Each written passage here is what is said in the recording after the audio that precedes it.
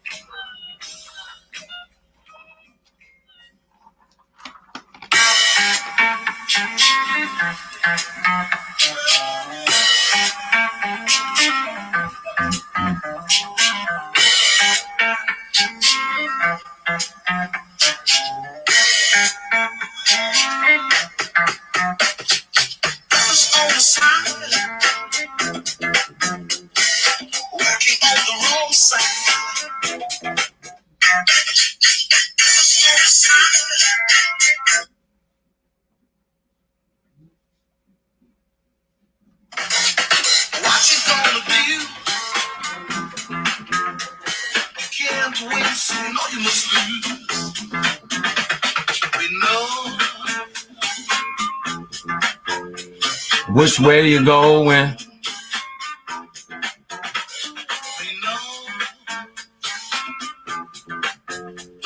Which way you going?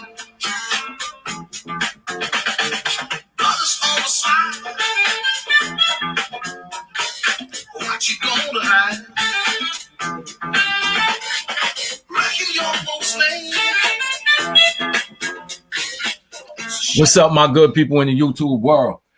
It's your boy B, and I'm right back about you guys with another video. And today, this is In the Loop Radio. Of course, we're in the dungeon today, man. You know what I mean? I done switched it up a little bit for you guys. I'm usually in the studio or some other place like that. But today, we straight from the basement with it because we're speaking about some very important topics. We're going to speak about Valentine's Day. I don't really have too much to say about that. But what I really want to speak about is crime in New York City subways. I did a video earlier during the week, but hold on. We're about to do a little sound check, make sure that all the sounds are correct on the YouTube. Let me see how we looking. Make sure that all the sounds are correct on YouTube. Let me see how we looking. All right, I think we looking good, brothers. I think we're looking good here. Let me see how we looking. Hold on. Of course, we're in the dungeon today, man. You know what I mean? I done switched it up a little bit. So we straight. We can get into it, man. We can definitely get into it. Let me start this music back up, and we're gonna get into it, man. We're gonna get into what we're talking about today. Now, it was Valentine's Day weekend. Everybody know Valentine's Day passed on Sunday. I wonder what you guys did for Valentine's Day. If you did anything special, drop it in the comment section. Let the Be Live know exactly what you guys did. Me, I'm not much of a Valentine's Day person. You feel me? If you're in a relationship with somebody, I feel that you should make every single day with that person feel special. So when a day like Valentine's Day come up, basically, there's not much we can do that's more special than any other Sunday. You feel me? But that's just the way I think about it, man. You may disagree. You may agree with what I'm saying. But, you know, it is what it is. And Valentine's Day always means something special to me on a personal level. I say that because anybody who's been following me for the longest, anybody who know my story, they know that about 15 years ago, I got sick with pancreatitis. Pancreatitis damn near killed me, man. I was in the hospital for like 3.5 months, man. I was in the hospital for about 3.5 months. I was very healthy when I went into the hospital. 5'8.5", almost 5'9". But prior to me going into the hospital, I weighed about 186 pounds because I used to work out. I used to be very physical. But then when I got sick, with pancreatitis, I couldn't eat anything for 3.5 months. So for almost 3 months, nothing went into my stomach. So I went from weighing 186, 190 pounds to dropping to about 140 something. That's how much weight I lost. And they took out parts of my pancreas. So now my body doesn't produce insulin. And if you guys know anything about diabetes and what your body uses sugar for, they know that insulin is a very important thing that your body produces, which enables your muscles to basically get the sugar from your bloodstream and produce and use it to make, get your muscles energized in order for you to be active. You feel me? But my body doesn't do it naturally, so therefore I got to put insulin in my body. But I was in the hospital for 3.5 months. I went in on Halloween, and then I got out on Valentine's Day. So it was a great time for me. And every time Valentine's Day comes around, this is what I think about. I also think about two of my little guys, man. You know, one of them is my little man, my godson. His name is Jaden. He is now 15 years old. It's crazy because I remember getting out of the hospital and my co-host Ace, he called me and he was telling me that his son was born. And his son was born a couple days prior to me getting up out of the hospital. So therefore, he told me on Valentine's Day. And I remember it like it was yesterday. He was telling me it's a beautiful thing, especially when a man, you know, a young man has their firstborn, and that firstborn is a son. Even if that firstborn is a daughter, it's still a very special thing. And me being the person that I was, and the fact that we were like best friends at the time, I felt his compassion for the situation. So he was happy, I was happy, and it was just a great time. So shout out to Jaden, man. He's 15 years old to this day. He's in high school. It's just crazy because it feels like he was born just yesterday, man. And the extra shout out goes out to my other little guy, my little man, Bakaiza. I call him Bakaiza, but his real name is Makai. And Makai is 11 years old. He turned 11 years old earlier this week. That's my little man. He always reaches out for me to help him with his work. I'm pretty good at math. Sometimes I'm good with science and things like that. So he'll call me and ask me to help him out with some of his work. Now, prior to him getting to like the 6th, 7th grade, I used to be able to do his math work and science work like it's nothing. But now he's getting to that age where you got to kind of put a little bit of thought into the work that they're doing. And sometimes I got to look back at his textbooks. And it's funny because since this whole COVID thing started, he tried to make it seem like the teacher just be throwing things on him and not explaining everything to, you know, the 100% that they supposed to be explaining it. And I always tell him, I'm like, yo, Makai, stop trying to play me like I'm stupid, son. I was your age once. You can't game me. You can't tell me that a teacher is going to give you an assignment and not explain to you how to do that assignment. But he always try to play me. They doing schooling from home, and I already know he don't pay attention when the teacher gives them notes. And he try to make it seem as if he is paying attention, and somehow he's just, you know, an innocent bystander, and they're giving them all this work that they never explained to him. Come on, son, you can't play me like that, man. I know a little bit more than that, little man. A little bit more than that, you know. But that's what's been going on for the last week since you guys seen me. I've been doing a lot of videos lately, basically getting more political. I also dropped a video speaking about sports because here at In the Loop Radio, what we're going to do is we're going to spread out. We're going to do politics. We're going to do sports. We're going to do events and all of these things. So once the restrictions from COVID ease up a little bit, you're going to see your boy be live out here in the city, son. I'm going to be doing a whole bunch of stuff. And we're not just going to be speaking about this stuff. We're actually going to be getting involved. So if you like that type of stuff, man, hit that subscribe button, hit that thumbs up button, and let me know exactly what it is, man. Yes, sir. So we did our birthday shout outs. I'll let you guys know what Valentine's Day meant to me. But now, unfortunately, we got to get into the meat of this whole video that I'm doing. And that's speaking about New York City subway crimes. Now, I did a video on this stuff earlier this week, but those numbers that I released were only for the month ending January.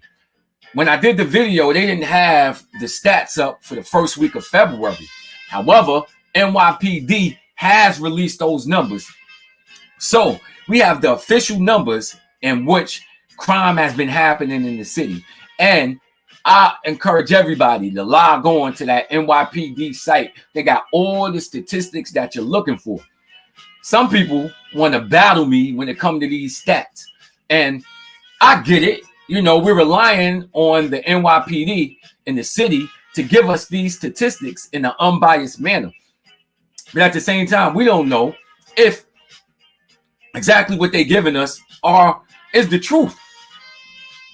But it's interesting because, I get into a lot of these YouTube battles with people, and people make ignorant comments. I think they make ignorant comments because they pick a political side, and then every single thing that they view basically is in light of their political stance. So you get some Republicans who will just sit up here and they will make it seem as if New York City's crime is happening at such a rate that the city is the most dangerous thing it's ever been.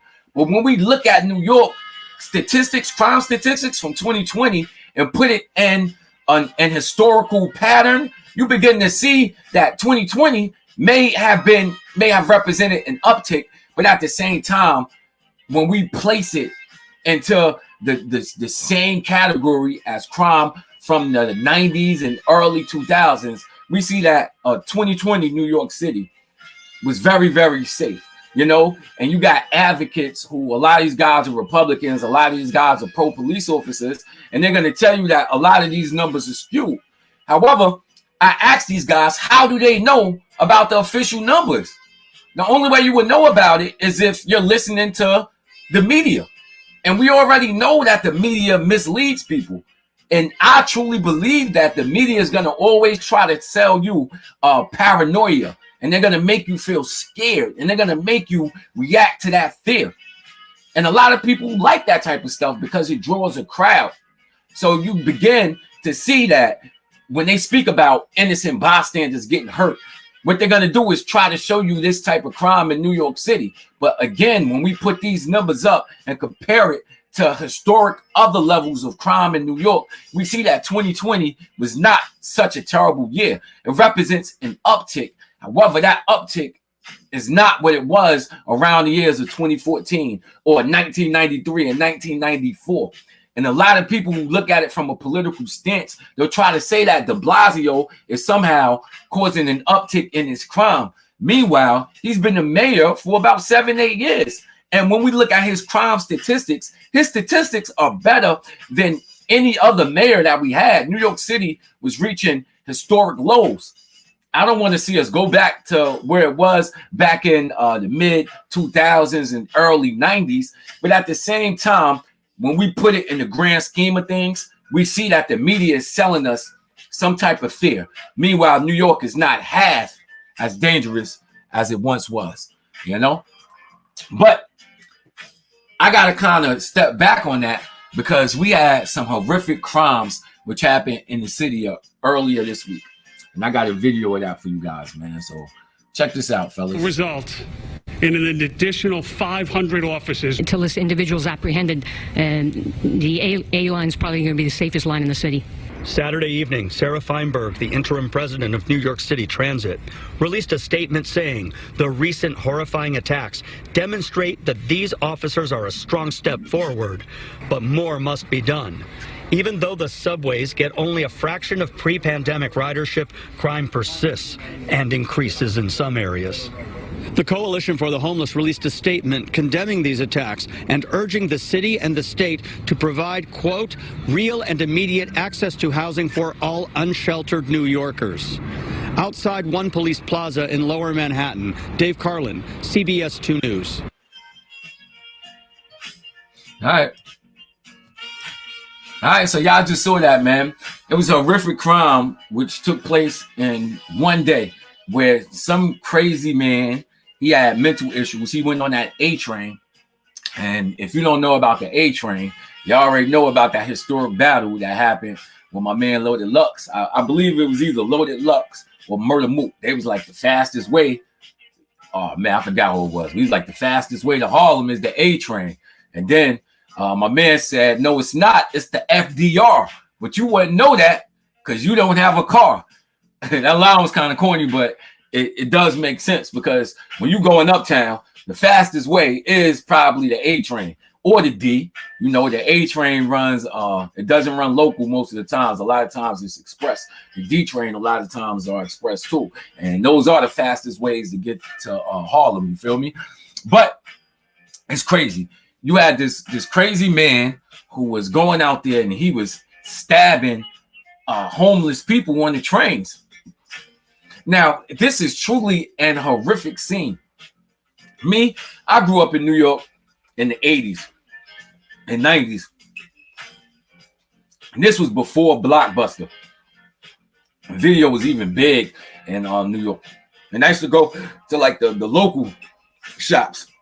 And my favorite section, was always the horror section. So I used to go to the horror section, get a whole bunch of horror films and watch them over the weekend. A lot of my cousins used to come over and we used to just chill at the crib and watch a whole bunch of horror movies. And this kind of reminds me of a horror movie because I can just imagine about to get onto a train and the doors open and you look and you see someone laying on the bench or inside the train, and they're just drenched in blood. And that's some of the scenes in which people saw. If you ride the trains in New York, especially early in the morning or even late at night, you see a lot of homeless people in these trains, and they're laying on the benches and things like that. And they knocked out. They don't care who's in the train with them. They in their own little world, and they knocked out. It's so crazy because one time I'm on the train, it's early in the morning, and this dude act like, I'm in his bedroom or something. Hop on the train, sit down. This dude is adjacent to me, and he's sitting on the bench. He just hop up and take his joint out and start urinating on the train as if it was the morning, like he went to the bathroom in the morning. I'm just like, damn, son, this is truly like his room. You feel me?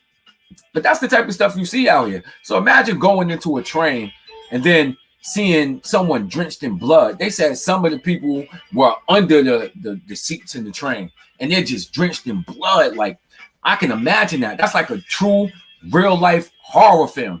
And that brings me back to my childhood. And I'm just like, man, just imagine walking there and seeing that type of stuff. It's enough to truly traumatize someone and change the way you look at the world from that point forward. And as a response, NYPD, they say about 500 extra officers inside of the subway system in order to catch this man. Now, listening to the media, it seems as if something every week is happening in New York. And truly it is. I mean, if you look at a city that had close to 500 murders last year, we only have 365 days of the week. So of course, the media can give you a video of someone getting murdered every single day. And depending on what they want to pay attention to, it can give you a full sense and make it seem as if somehow crime is truly on the rise. But I'm here to let you guys know that it's really not. And 2020 New York was, it represented an uptick in crime. But at the same time, on the grand scheme of things, crime was still down in the city, and we were still safer. You feel me? And if we're looking at 2021, while the media may present different cases and more cases, that doesn't mean that more crime is actually out there happening. So I went to NYPD and I look at the statistics, man. So let me share the screen for you guys, man. Let me share the screen for you guys. So here you can look at it, and here you can see. This is the crime for the year to date. Let me open that up for you guys, man. Switch that up. Minimize that. Let's see how we looking with it. Bow. Bring this over here like that. Okay. So we can look at murder. Okay. And from 2020 to 2021, we have one additional murder. All right. So murder is up about 3.1%. We look at rape. Rape went down from 163 rapes that we had at this time of the year in 2020. It actually went down to 125 rapes. So rapes are down in the city, negative 23%. So we went down 23%. We look at robbery. There was a little bit over 1,500 robberies in the year 2020. That dropped to not even 1,100. And that represents a 31% drop in robberies. Felony assaults, we had 2,022 felony assaults in 2020 around this time of the year, and that dropped down to a little bit over 1,800. That represents damn near a 10% decrease in felony assaults. We look at 2020 for burglaries. we see that we also dropped by 13%. We went from 1,400, a little over 1,400 in 2020 to 1,239 in 2021. For grand larceny, we're down 36.1% from 4,687 in 2020 to 2,993 for the year 2021. For grand larceny, we're down 7% almost, from 707 to 756. I'm sorry, we up for grand larceny by about 7%. We look at the total of all the 7 major felonies, and we see that if we add them up and use it as a raw number, then crime is down 24% in the city.